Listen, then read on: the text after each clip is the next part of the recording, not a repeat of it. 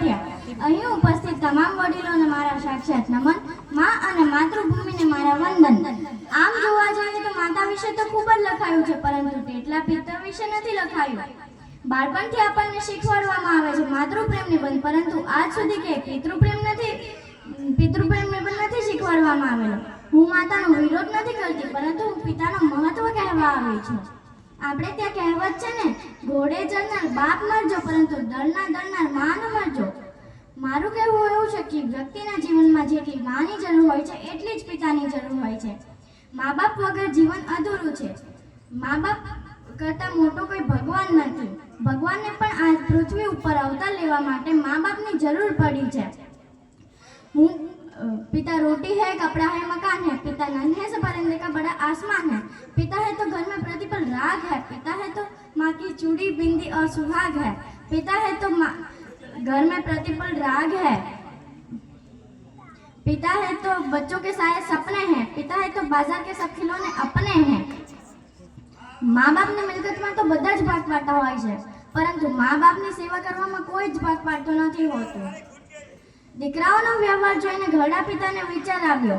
ઘણીવાર તો વરસાદ રહી ગયા પછી પણ લોકોને છત્રીનો બોજ લાગતો હોય છે, ખરું ને? પિતાની હાજરી સૂરજ જેવી હોય છે। સૂરજ જરૂર ગરમ થાય છે, પરંતુ તેના હોય તો શું છવાઈ જાય છે? અંધારું છવાઈ જાય છે। બાપ બોલતા હોઠ બંધ થાય છે, માં બોલે તો હોઠ ખુલી જાય છે। બસ આ જ છે શ્વાસનું આવન જાવન, એટલે જ મા બાપ।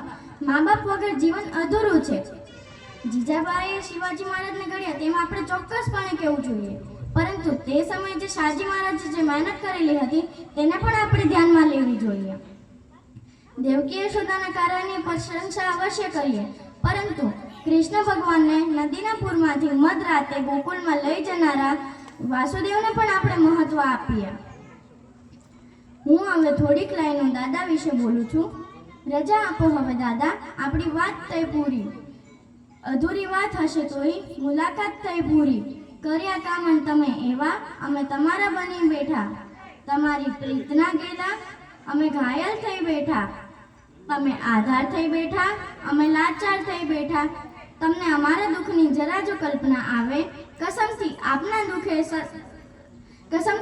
મુખે સદા સો દુઆઓ જાગે।